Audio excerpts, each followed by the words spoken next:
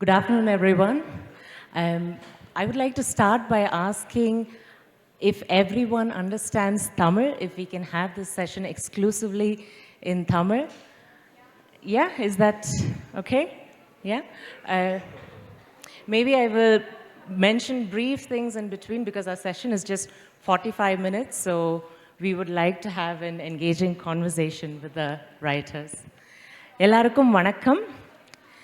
இன்றைக்கு நம்ம இந்த மதிய வேளையில் நம்ம மத்தியில் கூடியிருக்கும் எல்லாருக்கும் இனிய வணக்கம். இப்போது நம்முடன் உரையாட அமர்ந்துள்ள புகழ்பெற்ற மரியாதைக்குரிய எழுத்தாளர்கள் சல்மா அவர்களுக்கும் பெருமாள் முருகன் அவர்களுக்கும் இமயம் அவர்களுக்கும் நம் அன்பும் மரியாதையும் அடங்கிய மனமார்ந்த வணக்கம். மதிப்புக்குரியோரிடம் உரையாட இந்த வாய்ப்புக்கு நன்றி. இப்போ இன்றைக்கி நம்ம டாபிக் தலைப்புன்னு எடுத்துக்கிட்டிங்கன்னா அது இங்கிலீஷில் தமிழ் அ லிட்ரரி டேப்பஸ்ட்ரின்னு இன்ட்ரடியூஸ் பண்ணாங்க. அதாவது இதை நான் எப்படி மொழிபெயர்க்கிறதுன்னு யோசிச்சுட்டு இருந்தபோது நான் அதை தமிழ் ஒரு இலக்கிய திரைச்சிலைன்னு மொழிபெயர்த்தேன். அதை நம்ம சல்மா அவங்களும் இமயம் ஐயாவும் கேட்டுட்டு இதை நம்ம இப்படி பேச வேண்டாம், நம்ம இன்றைய தமிழ் இலக்கியத்தின் போக்குகள், trends, today's Tamil literatures trends, அப்படி தான் நம்ம பார்க்க போகிறோம். ஆனால் இந்த டேப்பஸ்ட்ரி என்ற வார்த்தையை பற்றி கொஞ்சம் சொல்ல நான் விரும்புகிறேன். இப்போ நம்ம டேப்பஸ்ட்ரி என்று எடுத்துக்கிட்டோன்னா அதில் பல வண்ண நூல்களை கொண்டு படங்கள் அல்ல வடிவங்கள் பின்னப்பட்ட ஒரு சீலை. அதில் பல நுணுக்கங்கள் இருக்கும், பல பின்னல்கள் இருக்கும், பல கதைகள் கொண்டதாக இருக்கும், பல கற்பனைகள், பல சரித்திரங்கள், பல சித்திரவதைகள் கொண்டதாக இருக்கும். இது பல வருங்காலங்களுக்கு ஒரு வரைபடமாக கூட இருக்கக்கூடும். அதே போல் நம் தமிழ் இலக்கியமும் பல குரல்கள், பல வண்ண புனக்கதை பிறப்புகள், பல மைய கருத்துக்கள், பல கற்பனை உலகங்கள் கொண்டதாக இருக்கும் என்பதே நம் தலைப்பாகும். So our topic today is Tamil, a literary tapestry. So there are many voices, many perspectives, many ideas and many ways of writing that come together to make what we understand as Tamil literature. Right? This is our topic today. So one more thought about tapestry. இப்போ நம்ம டேப்பஸ்ட்ரின்னு சொல்லும்போது அது மியூசியம்லேயோ கலை அருங்கண்காட்சியங்கள்லையோ காணப்படுகிறதா ஒன்று இருக்கிறது. ஆனால் அதை நம்ம சீலை அல்ல துணின்னு மொழிபெயர்த்தோன்னா அது சுலபமாக நாம் எல்லோரும் பயன்படுத்தும் ஒன்றாக இருக்கிறது. அப்போது முதல் கருத்து என்னென்னா, நம்ம தமிழ் இலக்கியம், முக்கியமாக நவீன தமிழ் இலக்கியம் நம்மளால் எல்லாராலும் அணுக முடிகிறதா, அதை வாசிக்க முடிகிறதா, யாரால் தமிழ் எழுதுபவர்கள் நான் இலக்கியவாதி என்று கூறி தமிழ் இலக்கியத்தில் ஒரு இடம் பெற முடிகிறது. ரெண்டாவது கருத்து என்னென்னா, இப்போ நம்ம கல்லூரிகளை பார்த்துக்கிட்டிங்கன்னா தமிழ் இலக்கியம் இல்லை இலக்கியம் என்று படித்தோம் என்ற ஒரு லிட்ரேச்சர் டிகிரி பண்ணுறோன்னா like usually we will study canonical literature, அதாவது லிட்ரரி கேனன். இது படப்பட்ட இலக்கியங்களை வாசிப்பது. இது they have these literatures have withstood the test of time. ஆனாலும் இந்த இலக்கியங்களை வாசிப்பதன் மூலம் ஒரு குறுகிய பார்வையே, சமூகத்தின் ஒரு குறுகிய பார்வையே கிடைக்கிறது. அப்படி பார்த்தோன்னா இன்றைய தமிழ் இலக்கியம் இந்த படப்பட்ட இலக்கியத்துக்கு ஒரு எதிர்ப்பாக நிற்கிறதா.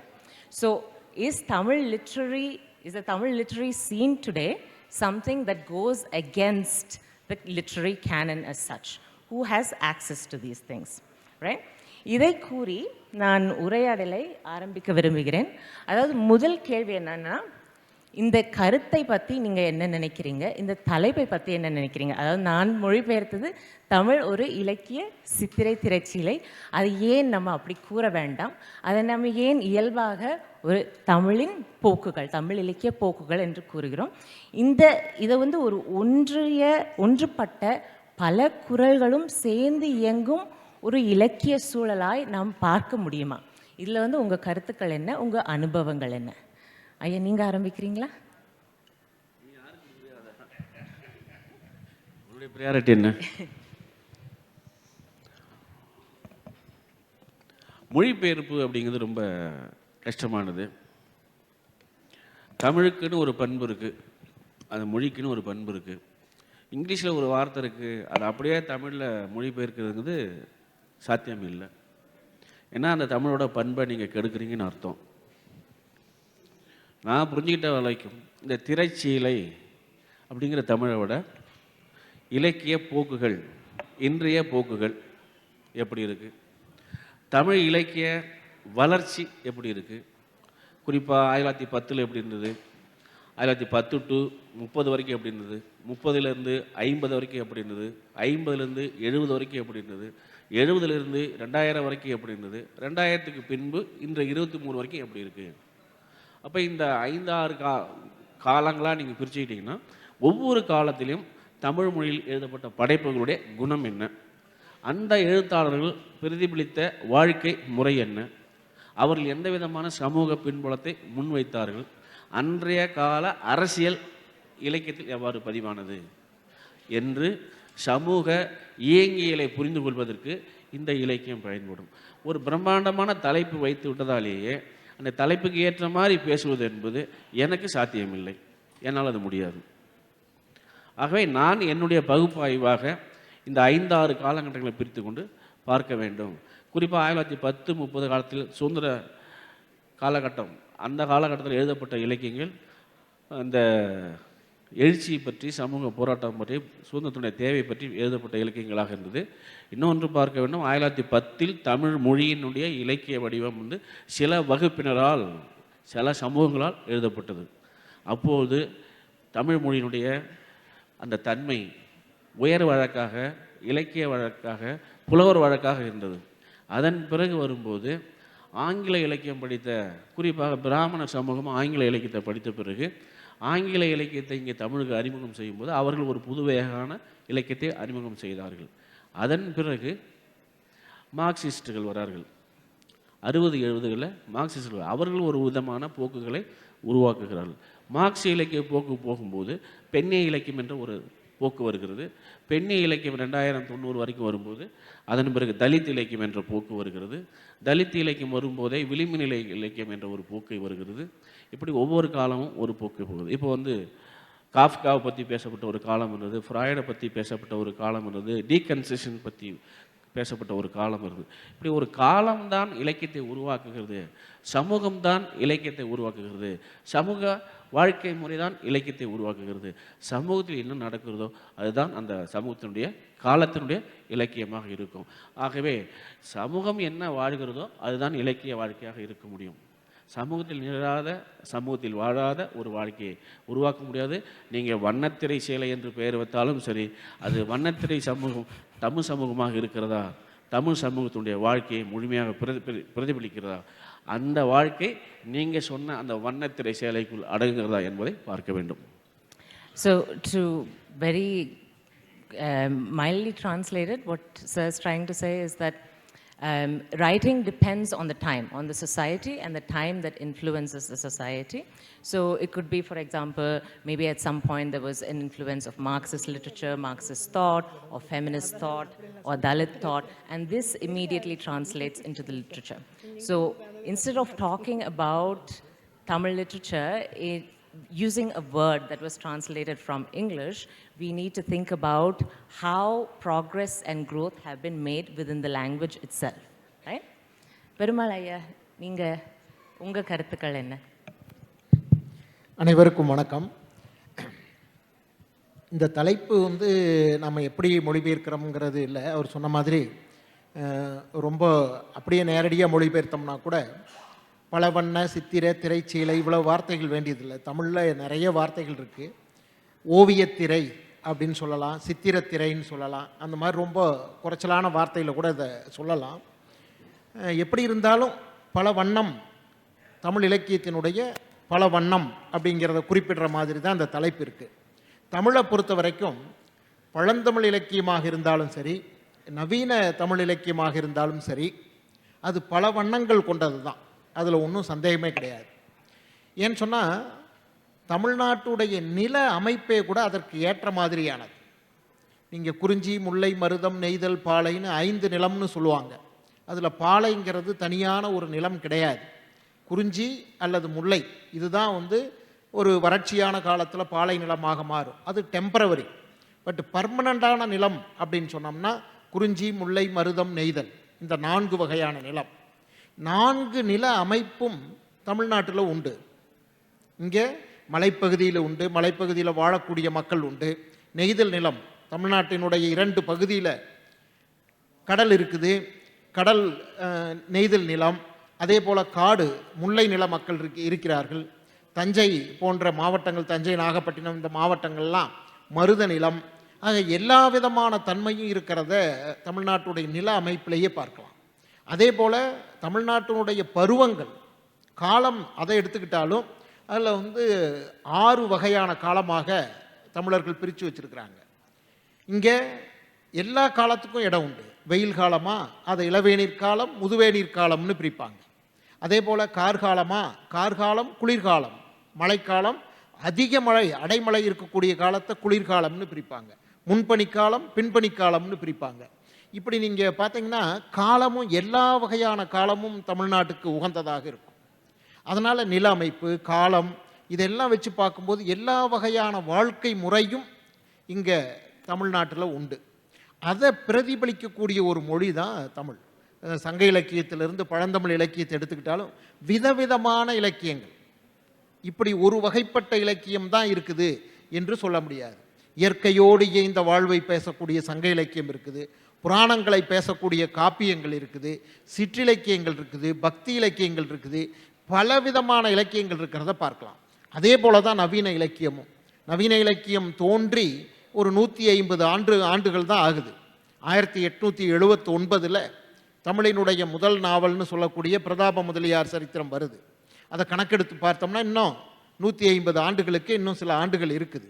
இந்த 150 ஆண்டுகளுக்குள்ள எத்தனை விதமான வாழ்க்கை முறை, பல ஜாதிகளுடைய வாழ்க்கை முறை, பல நில அமைப்புகள், விதவிதமான மொழி, வட்டார மொழி அப்படின்னு சொன்னால் 5-6 வகையான மொழி இருக்குது தமிழில். அது எல்லாமே இலக்கியத்தில் பதிவாயிருக்கிறத பார்க்கலாம். ஆக உரைநடை வந்ததுக்கப்புறம் சாதாரண மக்களுடைய வாழ்க்கை, ஒவ்வொரு பகுதி சார்ந்த வாழ்க்கை எழுதுவதற்கு ஏராளம் இருந்து கொண்டே இருக்குது. விதவிதமான வாழ்க்கை வந்து கொண்டே இருக்குது. அதனால தான் தமிழ் ஒரு செம்மொழி, கிளாசிக்கல் லாங்குவேஜ். அந்த கிளாசிக்கல் லாங்குவேஜ் இன்னைக்கு நவீனமாகவும் அது மொழி அளவிலையும் இலக்கிய அளவிலையும் மிகச்சிறப்பாக இருப்பதை பார்க்க முடியுது. இன்னைக்கு இந்தியாவில் இருக்கக்கூடிய இந்தியன் லாங்குவேஜஸை நாம் எடுத்துக்கிட்டோம்னா முன்னணியில், நவீன இலக்கியத்தில் முன்னணியில் இருக்கக்கூடிய 5 மொழிகள் எடுத்தோம்னா கட்டாயம் தமிழும் அதில் ஒன்றாக வரும்.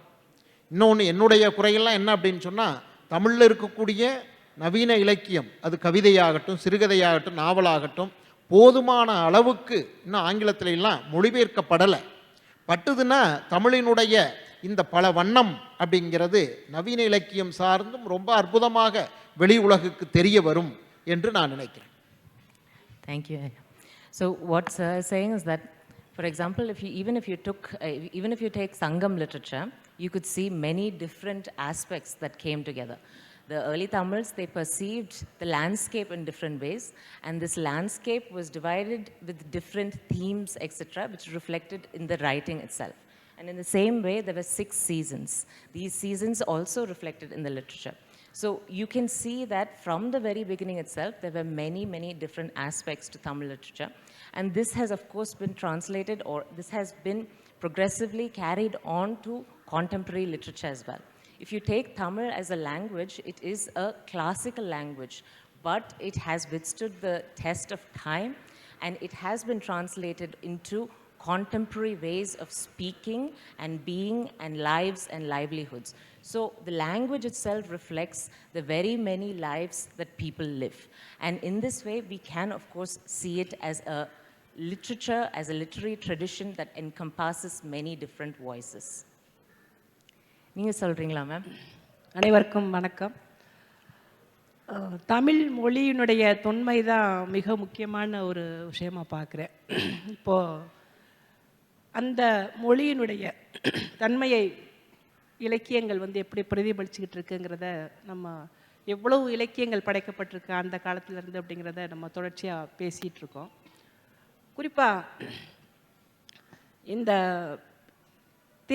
கிராமங்களில் ஒரு பழமொழி இருக்கும், அதாவது தேவை ஏற்பட்டால் திறமை தன்னால் வரும் அப்படின்னு ஒரு பழமொழி சொல்லுவாங்க. அதுபோல தான் தேவை காலத்திற்கு ஏற்றபடி அல்லது தேவைக்கு ஏற்றபடி இலக்கியங்கள் வந்து படைக்கப்படுகின்றன, உருவாக்கப்படுகின்றன. மக்கள் வந்து அதை உள்வாங்க தொடங்குறாங்க அப்படின்னு நான் நினைக்கிறேன். குறிப்பாக தமிழில் வந்து மிகப்பெரிய கவிஞர்கள், பெண் கவிஞர்கள் இருந்திருக்காங்க. அது பல ஆயிரம் ஆண்டுகளுக்கு முன்னாடி, சில ஆயிரம் ஆண்டுகளுக்கு முன்னாடி அப்படி நம்ம சங்க இலக்கியங்கள் எல்லாமே நம்ம தொடர்ச்சியாக பேசியிருக்கோம். ஆனால் காலப்போக்கில் அவங்களோட அந்த பங்களிப்பு இல்லாமல் போகிற ஒரு காலகட்டம் வருது. ஔவையாருக்கு பிறகு, வெள்ளிய வீதியாருக்கு பிறகு, அதே போல் ஒரு பவர்ஃபுல் போயட்ஸ் வந்து தமிழில் ஏன் இல்லை பெண்களில் அப்படிங்கிற ஒரு கேள்வி வருது. அதற்கான காரணங்கள் நம்ம வந்து ஏன்னு நம்ம புதுசாக தேடி கண்டுபிடிக்க போகிறதில்ல, நம்ம எல்லாருக்கும் தெரிந்த காரணங்களாகத்தான் இருக்கும். ஒரு ஆணாதிக்கம் சமூகம் வந்து எப்படி வந்து பெண்களுடைய இருப்பை எந்த அளவுக்கு ஒடுக்கி வச்சுருக்குங்கிறது ஒரு முக்கியமான ஒரு காரணமாக இருக்குது. இப்போது மறுபடியும் இன்றைக்கி இந்த விஷயங்களை யார் எழுத வேண்டும், ஏன் எழுத வேண்டும் அப்படிங்கிற ஒரு கேள்வி வருது. ஏன்னா இப்போ தேவை இருக்குது. இப்போ எப்படி ஒரு போக்கு உருவாகுது அப்படின்றத இப்போது இமயம் சொன்னது போல் தலித்திய இலக்கியம் அல்லது ஃபெமினிசம் சார்ந்த சிந்தனைகள் இப்போது பல இடங்கள்லையும் மேலே வர்றப்போ இந்த விஷயங்களை நம்ம இப்போ எழுத வேண்டிய ஒரு தேவை இருக்கிறது. அதனால் வந்து இன்றைக்கி அதிகமாக அதை பற்றி அதை நோக்கி நம்ம போய்கிட்டு இருக்கோம். குறிப்பாக என்னை பொறுத்த அளவுக்கு என்னுடைய படைப்புகளை நான் எப்படி யோசிப்பேன் அப்படின்னா, ஒன்று பெண் இலக்கியம் அப்படிங்கிறது ஒரு பக்கம், இன்னொரு பக்கம் சிறுபான்மை சமூகத்திலேருந்து ஏன் ஒரு படைப்பு வர்றதில்லை அப்படிங்கிறதையும் கேள்வி கேட்க வேண்டியிருக்கு. அப்போ அந்த இடங்களை நிரப்ப வேண்டிய ஒரு கட்டாயம் எனக்கு வந்து என் முன்னாடி இருக்குது. அப்போ அந்த போக்கை உருவாக்குவதற்கு, அந்த விஷயங்களை வெளிப்படுத்துவதற்கு இலக்கியம் வந்து இன்றைக்கி ஒரு மிக முக்கியமான ஒன்றா அந்த இடத்துல இருக்குது. பல்வேறு ஆர்ட்டில் வந்து பல்வேறு விஷயங்களை நம்ம கொண்டு வர முடியும். ஆனால் இலக்கியம், எழுத்துங்கிறது ரொம்ப மிக நெருக்கமான ஒன்றா மக்களோட உரையாடக்கூடிய ஒன்று. திராவிட மூமெண்ட் ஆரம்பித்தப்போ அது முழுக்க முழுக்க மக்களுக்கோடு அந்நியப்பட்ட ஒரு மொழியாக தான் இருந்தது ஆரம்பத்தில். திராவிட இயக்கம் வந்ததுக்கப்புறம் தான் இலக்கியங்கள் மக்களோட நெருங்கின ஒன்றா மாறுது. அப்போ அந்த மொழி வந்து எல்லாரும் கைகொள்ள முடியும், எல்லாரும் எழுத முடியுங்கிற ஒரு நிலை உருவாது. அதான் போக்கு வந்து நிச்சயமாக தேவைக்கேற்றபடி மாறிக்கிட்டே இருக்குன்னு நான் நினைக்கிறேன். நன்றி மேம். சல்மா அவங்க மேம் சொல்கிறது என்னென்னா, what she's trying to tell us is that the need creates the language and the work itself. So we see that depending on where there are gaps, there are several gaps of voices. For example, there is a need for more women to write. There is a need for more minorities to write, quote-unquote minorities, to write, and for these literatures to attain wide readership, so that certain problems in society, certain demarcations in societies can be reduced, right? So the need defines how the literature itself changes. The other thing that she mentions is the Dravidian movement. So before the Dravidian movement, the Tamil language was distanced from the people at large for many reasons. This is, of course, reasons of authority, etc. But with the Dravidian movement, the language became much more accessible to people. So more people started writing in Tamil, reading in Tamil, and this made a complete difference to how the literature scene as such is today. இது இப்போது நீங்கள் Salma ma'am, நீங்கள் எழுத ஆரம்பித்ததுலேருந்து இன்று வரைக்கும் இந்த சூழல் எப்படி மாறி இருக்கிறது? உங்களுக்கு நீங்கள் எழுத்தாளராக நீங்கள் எப்படி மாறி இருக்கீங்க?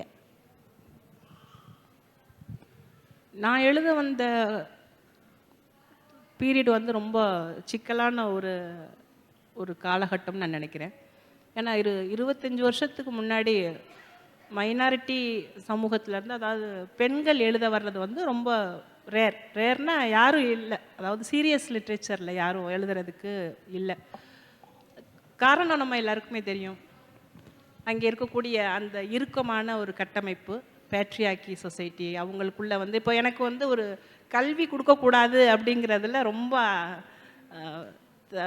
முயற்சி செஞ்சு கல்வி ஸ்கூலுக்கு போகாமல் வீட்டில் வைக்கிறாங்க. அப்போ அந்த அளவுக்கு அவங்க இறுக்கமான ஒரு சூழ்நிலை இருந்தது. அந்த சூழ்நிலையில தான் வந்து இலக்கியம் அப்படிங்கிற ஒரு விஷயத்த கையில் எடுக்கிறேன் வந்து. ஏன்னா என்ன வந்து எனக்கு வந்து 2 விஷயம். ஒண்ணு, இந்த சொசைட்டில என்ன நடந்துகிட்டு இருக்குங்கிறத நான் வெளியில கொண்டு வரணும்னு நான் நினைக்கிறேன்.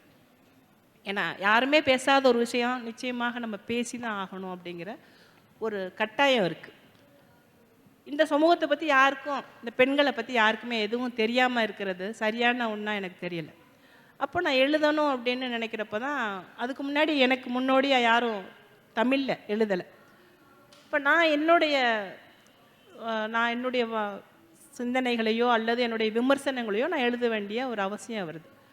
ஆனா முதல்ல எங்கே ஒரு சைலன்ஸை நம்ம பிரேக் பண்றோமோ, அங்கே நிச்சயமா வந்து மிகப்பெரிய ஒரு எதிர்ப்பை நம்ம சம்பாதிச்சு தான் ஆகணும். அது இதுலன்னு இல்லை, எல்லாத்துலேயுமே புதுசா ஒரு விஷயத்தை நம்ம கண்டடையும் பொழுதோ அல்லது பிரேக் பண்ணுறப்போ நம்ம பெரிய சிக்கலையும் அல்லது எதிர்ப்பையும் ஃபேஸ் பண்ண வேண்டியிருந்தது. அந்த குடும்ப ரீதியாகவும் சமூக ரீதியாகவும் மத ரீதியாகவும் நிறைய விமர்சனங்கள், தடைகள் உருவாக்கப்பட்டுக்கிட்டே இருந்தது. நான் அதை எல்லாத்தையுமே உடைக்கணும் அப்படிங்கிறதுனா ஒரு மனபலத்தோடு தான் நான் அதெல்லாம் கடந்து வந்தேன். இப்போ நான் இன்னைக்கு நிறைய பெண்கள் இந்த சமூகத்திலேருந்து எழுத ஆரம்பிச்சிருக்காங்க. ஒரு 20 வருஷத்துக்கு முன்னாடி இருந்ததுக்கும் இப்போ எழுதிட்டு இருக்கிறது வந்து மிகப்பெரிய ஒரு வித்தியாசம் வந்திருக்கு. அதாவது எல்லாருக்குமே தன்னுடைய உணர்வுகளையோ தன்னுடைய வாழ்க்கை அனுபவங்களையோ அவங்க எழுதணும் அப்படிங்கிற ஒரு மனநிலைக்கு வந்திருக்காங்க. அதையும் தாண்டி ஒரு பாதுகாப்பான ஒரு சூழலும் உருவாயிருக்கு. இப்போ யாரும் யாரையும் எதுவும் பண்ண முடியாது அப்படிங்கிற ஒரு மனநிலையோடு எல்லாரும் தங்களுடைய விமர்சனங்களையோ அல்லது உணர்வுகளையோ அனுபவங்களையோ பகிரங்கமாக எழுத ஆரம்பிச்சிருக்காங்க. இதுதான் நான் உருவாக்க நினச்ச ஒரு விஷயம். இப்போது ரொம்ப நான் கம்ஃபர்டபுளாக ஃபீல் பண்ணுறக்கூடிய ஒரு நிலை தான் இன்றைக்கி உருவாகிருக்குன்னு நான் நினைக்கிறேன். அந்த காலகட்டத்தில் இருந்ததுக்கும் இப்போ இருக்கக்கூடிய ஒரு சூழ்நிலையும் ரொம்ப மாறி இருக்கு.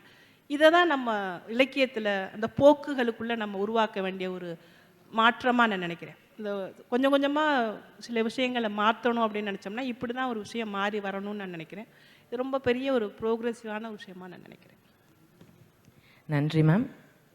So what Salma ma'am is saying is that in the beginning when she started to write, it was very rare, close to nothing, to find voices like hers, to find voices that spoke about specific experiences, especially women's experiences. So she had to break the silence on many different aspects. And of course, when you are breaking the silence, especially if you're going against patriarchy and established hierarchical structures in society, there will always be a backlash. So she faced this backlash for many years and had to withstand several different pressures that this backlash created. These backlashes were grounded on social, caste, and religious barriers. But through time, what happened was her work and her writings reached people, especially women, to create a consciousness that we can also speak about our personal lives, our troubles, our socio-political issues in such a way. So this political consciousness came through her writings to many people. So she says that she has created this space, and now currently she feels comfortable in this space, which is a beautiful thing to say and feel, I think. இப்போ பெருமாள் முருகன் ஐயா, நீங்கள் வந்து நம்ம பேசணும் முன்னாடி நீங்கள் சில வருடங்களுக்கு முன்பு பெருமாள் முருகன் இறந்து விட்டார் என்று கூறினீங்க. அது வந்து பல காரணங்கள் இருந்தது இந்த சூழலுக்கு. அதன் பின்பு வந்து நீங்கள் மீண்டும் எழுத ஆரம்பித்தீர்கள், கவிதைகள் எழுதினீர்கள், உங்கள் எழுத்து வடிவங்கள் வந்து மாறினது. இப்போது இந்த காரியத்தினால் நீங்கள் வந்து என்ன எதிர்ப்புகள் வந்து ஃபேஸ் பண்ணுறீங்க சொசைட்டியில்? நம்ம சமூகத்தை, அதாவது தமிழ் சமூகத்தை பற்றி எழுதணும் அப்படின்னா ஒரு ஒரு இதுதான் கரெக்ட் வே அப்படின்னு சொல்ல முடியுமா? இதை வந்து நீங்கள் எப்படி எக்ஸ்பீரியன்ஸ் பண்ணுறீங்க? உங்கள் எழுத்துக்கள் இதனால் எப்படி மாறி இருக்கிறது? இந்த கேள்விக்கு கொஞ்சம் பதில் சொல்கிறது கொஞ்சம் சிரமமான காரியம்தான். இந்த 2015க்கு முன்னால் நான் எழுதின எழுத்தும் அதற்கு அப்புறம் இப்போ எழுதி கொண்டிருக்கக்கூடிய எழுத்துக்கும் நிறைய வித்தியாசங்கள் இருக்குது. அதை நான் வந்து உணர்கிறேன். எப்படி உணர்றேன்னா, 2015க்கு முன்னால் நான் எழுதுனது எனக்கு எந்த விதமான ஒரு மனக்கட்டுப்பாடும் இல்லாமல் எனக்கு தோணின வகையில் எழுதி கொண்டு இருந்தேன். ஆனால் இப்போ அப்படி இல்லை. குறிப்பாக நான் என்னுடைய எழுத்துக்களில் கொண்டு வரக்கூடிய உலகம் எப்படி அப்படின்னா, தமிழ் சமூகத்தில் இருக்கக்கூடிய சாதி சார்ந்த உறவுகள், அதுதான் என்னுடைய எழுத்துக்களுடைய அடிப்படை. ஒரு கிராமத்தை எழுதும்போது அங்கே இருக்கிற ஒரு ஜாதியை மட்டும் எப்போதும் எழுத முடியாது. அங்கே பல ஜாதிகள் இருக்கின்றன. அந்த ஜாதிகளுக்கு இடையே இருக்கக்கூடிய உறவுகள் எப்படி இருக்குது என்பது தான் தொடர்ந்து நான் எழுதி வரக்கூடிய உலகமாக இருந்தது. ஆனால் இப்போ அந்த சாதியை சொல்லி குறைஞ்சபட்சம் ஊர் பெயர்களை சொல்லி எழுதுவது கூட பிரச்சனையாக இருக்குது. தமிழக அரசியல்லையும் அத்தகைய ஒரு மாற்றங்கள் வந்திருக்கு. இன்றைக்கு ஜாதி அடையாளம் என்பது எல்லா ஜாதிகளுக்கும், ஆதிக்க சாதிகளில் அதை மிகப்பெரிய அளவுக்கு பயன்படுத்துகிறாங்க. அப்படி இருக்கும்போது ஒரு பாத்திரத்தை நாம் உருவாக்கும் போது அந்த பாத்திரத்துக்கு சாதி அடையாளத்தை கொடுக்க முடியல. எல்லா ஜாதிகள்லேயும் நல்லவர்களும் இருக்கிறாங்க, கெட்டவர்களும் இருக்கிறாங்க. ஆனால் ஒரு பாத்திரம் ஒரு கெட்ட குணங்களை கொண்ட ஒரு பாத்திரமாக வருது அப்படின்னு சொன்னால் உடனே அதை அந்த ஜாதியை பிரதிநிதித்துவப்படுத்தக்கூடிய பாத்திரம் என்று எடுத்துக்கொண்டு ஜாதியை இழிவுபடுத்துறதாக குரல்கள் வர ஆரம்பிக்குது. அப்போ இப்படிப்பட்ட ஒரு சூழலில் ஒரு எழுத்தாளன் இயங்குவதுங்கிறது ரொம்ப கஷ்டமான ஒரு காரியம். அதனால் நான் இப்போ எழுதக்கூடியது கொஞ்சம் வேறு வகையான உத்திகளை பயன்படுத்த முயற்சி பண்ணலாம். அதை எனக்கு ஏற்பட்டிருக்கக்கூடிய இந்த சங்கடத்தை கடப்பதற்கு அதுதான் நான் முயற்சி பண்ணுறேன். அது குறிப்பாக நான் பெரியாரிடமிருந்து எடுத்துக்கொண்ட ஒரு கான்செப்ட் தான். அது என்ன அப்படின்னு சொன்னால், நம்ம மரபில் இருக்கக்கூடிய புராணங்களில் தேவர்கள், அசுரர்கள், இதை பெரியார் தேவாசுர போராட்டம் அப்படிங்கிறத ஆரிய திராவிட போராட்டம் என்று அவர் அதுக்கு ஒரு இன்டர்பிரேஷன் கொடுத்தார். அப்படி பார்க்கும்போது திராவிடர்கள் எல்லாம் அசுரர்கள் என்ற அந்த பார்வை திராவிட இயக்க ஆய்வு பார்வையில் வரக்கூடிய ஒன்று. அந்த அடிப்படையில் எடுத்துக்கொண்டு நான் அசுரலோகத்தை சித்தரிப்பதாக என்னுடைய படைப்புகளில் நான் இப்போ கொண்டு வரேன். பூனாச்சியில் கொஞ்சம் அசுரர்கள்ங்கிற பெயரை மட்டும் பயன்படுத்தினேன். அதற்கப்புறம் எஸ்சூரிங்கிற அந்த நாவல் கழிமுகம்னு தமிழில் வந்தது, அதுலேயும் அசுரர் என்ற அடையாளத்தை கொடுப்பது அப்படின்ட்டு மாதிரி கொஞ்சம் முயற்சி பண்ணுறேன். ஆனாலும் எனக்கு அது முழுமையான ஒரு திருப்தி இல்லை. ஏன்னா அசுரர்கள் என்று எடுத்துக்கொள்ளும் போது அசுரர்கள் எல்லா விதமான பழிபாவங்களுக்கும் ஆளாகக்கூடியவர்கள், எல்லா விதமான கொடுமைகளையும் செய்யக்கூடியவர்கள் என்று வரும். கிட்டத்தட்ட மனிதர்களும் அப்படித்தான். மனிதர்கள் நல்ல குணங்களுடைய உறைவிடம்னு மனிதர்கள் அப்படியெல்லாம் சொல்லிட முடியாது. அதனால் அந்த ஒரு கான்செப்டை எடுத்துக்கிட்டு எழுத முயற்சி பண்ணுறேன். ஆனாலும் எனக்கு இன்னும் அதில் முழுமையான ஒரு பிடிமானம் வரலைன்னு தான் சொல்ல முடியும். அதை மீறி 2015க்கு முன்னாடி இருந்த மாதிரி என்னால் எழுத முடியுமா அப்படின்னா அது இன்னும் எனக்கு தயக்கமாக தான் இருக்குது. அந்த நிலைக்கு என்னால் வர முடியுமான்னு தெரியல. இல்லை இதையே வேறொரு விதமாக நல்ல விதமாக இன்னும் அடுத்த கட்டத்துக்கு கொண்டு போக முடியுமாங்கிறதும் ஒரு சவாலான ஒரு விஷயமாகத்தான் இருக்கிறது. நன்றி ஐயா. So I asked Perumal Murugan about his proclamation that the author is dead, which happened a few years ago. So how has his writing changed since then? And he mentioned that before 2015, he was writing about several caste-based issues, especially in villages where there are several castes interacting, and you have to look at the specific interactions and how these castes and this society is influenced by these. And of course, now he has shifted his focus to writing about the realm of the Asuras and the Devas, right? So this comes from Periyar's notion of understanding the Asuras as the Dravidian people and comparing it to the Dravidian struggle. But he has several hesitations when writing in such a way because Asuras are associated with several cruelties, which of course he remarks that it's quite similar to how humans are. But he is still hesitant about how this will go forward, how this will develop, and he's not sure if he can ever go back to writing how he was writing before 2015. நன்றி ஐயா. இமயம் ஐயா, உங்கள்கிட்ட நம்ம இன்னைக்கு காலையில் பேசிகிட்டு இருந்தோம். அதாவது இப்போது நம்ம சிறுபான்மை இலக்கியம் இல்லை தலித் இலக்கியம் இல்லை பெண்ணிய இலக்கியம் அப்படின்னு கூறும்போது இதுக்கு கண்டிப்பாக ஒரு முக்கியத்துவம் இருக்குது. ஆனால் இப்படி நம்ம கூறும்போது அதை ஒரு கட்டத்துக்குள்ளே போட்டு வைக்கிறோம். இதை எதிர்த்து நீங்கள் பல தடவை பேசியிருக்கீங்க. இதன் நோக்கம் என்ன, ஏன் இப்படி பண்ணிடுறார்கள், இதுக்கு இதன் அரசியல் என்ன, அடிப்படை என்ன?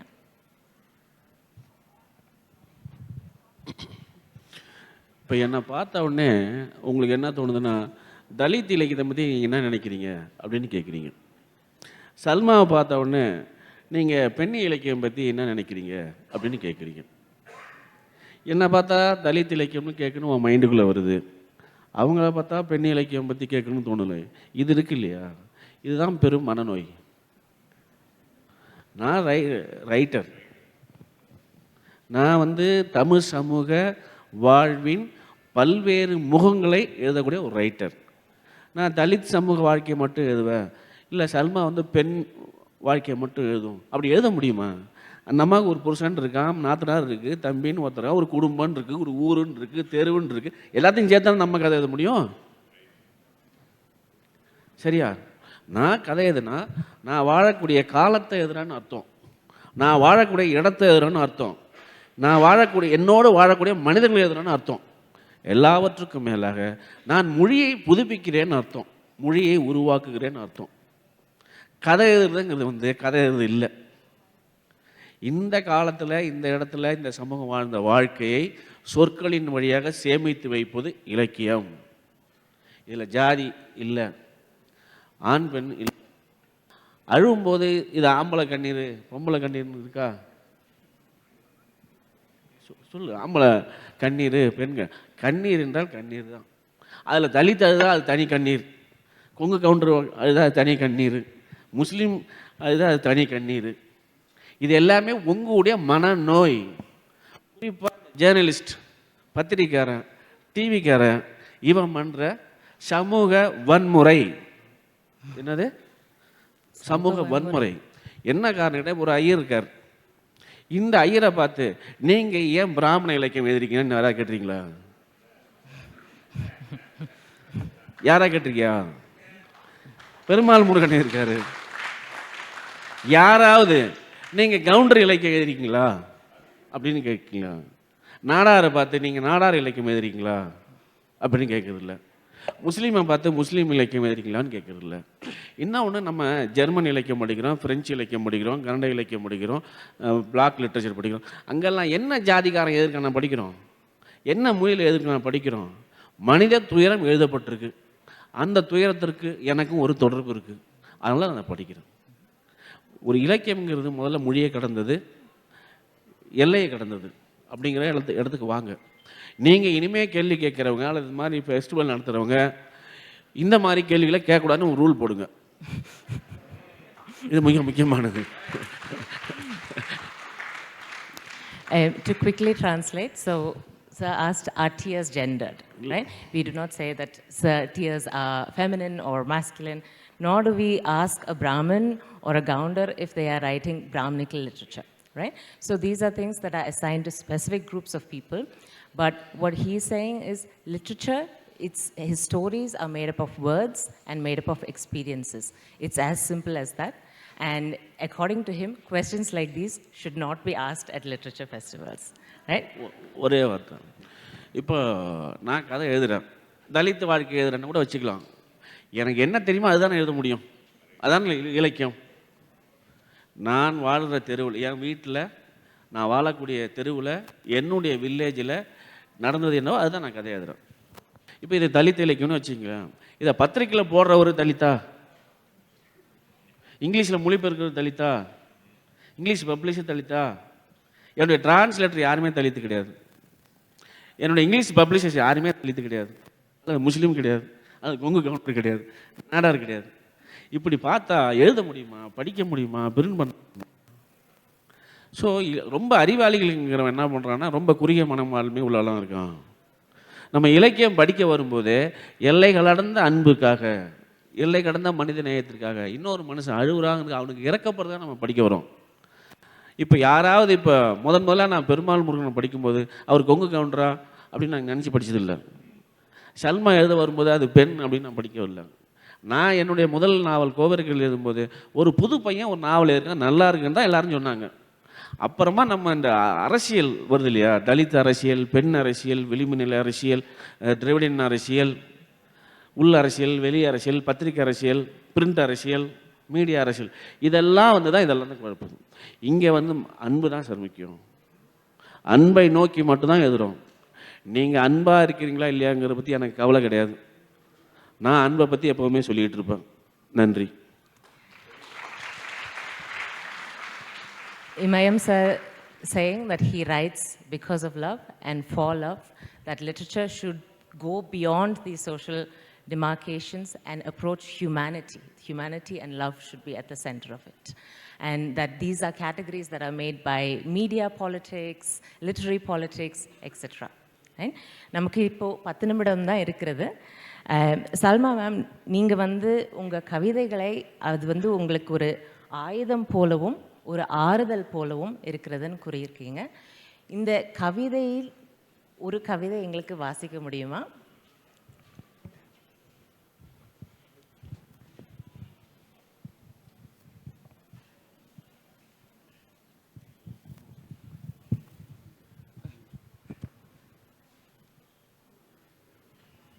உடலை பேச விடுவோம்.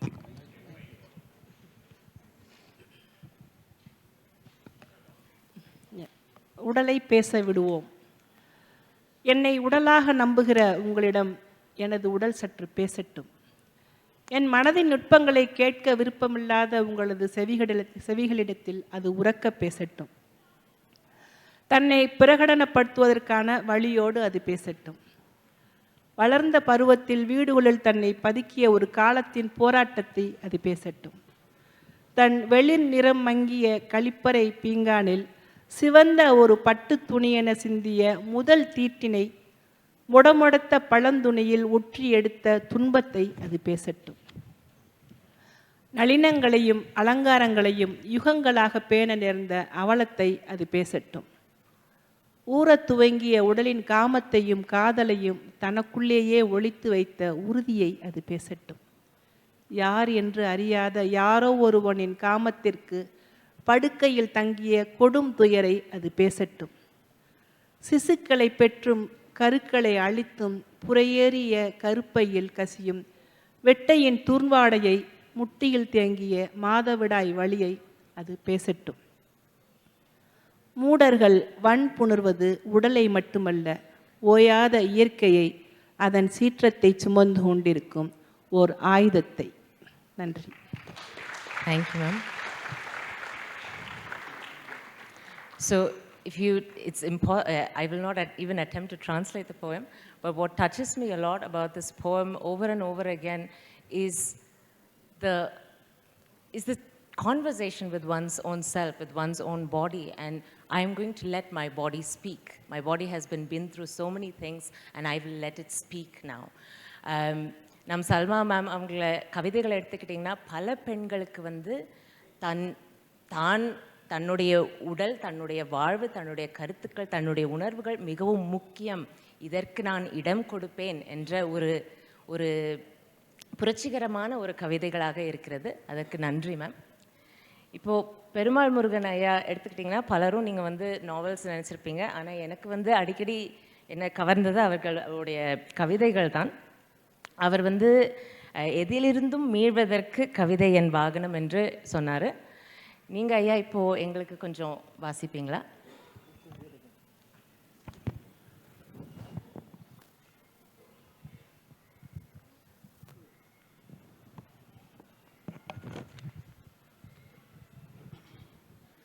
கோழையின் பாடல்கள் அப்படிங்கிற தொகுப்பிலிருந்து தெய்வ மொழி இந்த கவிதையை நான் இப்போ வாசிக்கிறேன். உங்கள் எல்லார் மீதும் அறம் பாடும் அளவு கோபம் எனக்கு, கொடும்பாவி கொளுத்திய கைகள் அதே தீயில் தீயட்டும் என்றோ, நஞ்சு தோய்த்த அம்பென பாய்ந்து வந்த சொற்கள் அனைத்தும் அப்படியே திரும்பி கல் நெஞ்சங்களில் குருதி பெருக காயப்படுத்தி உயிர் போக்கட்டும் என்றோ, உங்கள் எல்லார் மீதும் அறம் பாடும் அளவு கோபம் எனக்கு. சீலங்களின் காவலர்களே, திரை விலகி எல்லா இரகசியங்களும் அம்பலமாகட்டும் என்றோ, உங்கள் எலும்புகள் பொடிந்த காடுடைய சுடலை பொடிபூசி பித்தன் நடம் புரியட்டும் என்றோ, உங்கள் எல்லார் மீதும் அறம் பாடும் அளவு கோபம் எனக்கு. பொய் உதிர்க்கும் உதடுகள் வேகட்டும் என்றோ, பொக்கென வந்து குவியும் கும்பல் சாகட்டும் என்றோ, அறம் பாடும் அளவு கோபம் எனக்கு. என் தெய்வ மொழியில் சாபத்திற்கு சொற்கள் இல்லை, பிழைத்து போங்கள். நன்றி ஐயா. Again, not attempting to translate at all, but his poem contains so much anger, and it is expressed in so many different ways through this language. In my opinion, it is a way of making this language his own and speaking it in his own way. நன்றி ஐயா. இப்போது இமயம் ஐயா, நீங்கள் வந்து சொல்லியிருக்கீங்க திருடன் அல்ல பாலியல் தொழிலாளி பேசுகிறதும் இலக்கியம்தான். அப்போது உங்கள் இலக்கியத்தில் வந்து நம்ம வந்து பல கதாபாத்திரங்கள் பார்க்குறோம், பல கதைகள் பார்க்குறோம். இதிலிருந்து எங்களுக்கு நீங்கள் கொஞ்சம் வரிகள் வாசிங்க. கதையை படிக்கிறதுக்கு முன்னாடி தமிழ்நாட்டு இலக்கிய அரசியலை பற்றி 2 வார்த்தை சொல்லி முடிச்சுக்கலாம் அப்படின்னு நினைக்கிறேன். இங்கே ஜாதி இல்லை அப்படின்றாங்க. பெருமாள் முருகன் எதுனா அதுக்கு பேர் கொங்கு இலக்கியம். ஏன்னா அவருக்கு ஜாதி சொல்ல முடியாது. கவுண்டர் இலக்கியம் எதுனா சொன்னால் கோச்சுக்கார். அங்கே கரிசல் இலக்கியம், கரிசல் நிலம்ங்கிறது வந்து அங்கே ஒரு ஜாதி குறிப்பில்லை. கரிசல் இலக்கியம் அல்லது கொங்கு இலக்கியம் அல்லது வந்து நாஞ்சில் நாட்டு இலக்கியம் அப்படின்னு ஒரு பேர் கொடுக்குறாங்க. இது எல்லாமே அந்த உயர் ஜாதியிற்கான கொடுக்கப்பட்ட, எந்த ஜாதிக்கும் கோச்சிக்காது அப்படின்னா அது தலித் இலக்கியம், அல்லது பிரேயர் சொன்னால் கோச்சிக்குவோம், அதுக்காக தலித் இலக்கியம்னு ஒரு பேர் வச்சுருக்காங்க. அதே மாதிரி பெண்களுக்கு பெண் இலக்கியம் வச்சுருக்காங்க. கன்னியாகுமரியில் இருக்கிற, கும்பகோணத்தில் இருக்கிற, தஞ்சாவூரில் இருக்கிற, கோயம்புத்தூரில் இருக்கிற பிராமணர்கள் எழுதக்கூடிய இலக்கியத்துக்கு என்ன பேர்?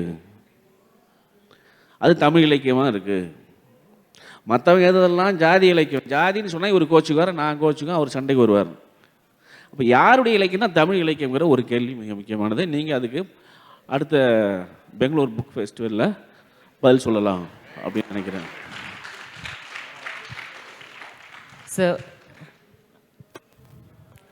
So he is asking us about like if there is caste or not in Tamil Nadu and how it reflects again in literature. If we can again call, who are we referring to as Dalit writers? Why are we not making such demarcations for upper caste writers? And he wants to talk about this in the next Bangalore Literature Festival. நான் இங்கே உங்களுக்கு அறிமுகப்படுத்த விரும்புகிறேன். நான் எழுதின கதை வந்து உயிர் நாடி ஒன்று. அதை ஆங்கிலத்தில் மொழிபெயர்த்த வசந்த சூர்யா இங்கே இருக்காங்க. அவங்க ஏஞ்சி எல்லாருக்கும் வணக்கம் சொல்லி நான் கேட்டுக்கிறேன்.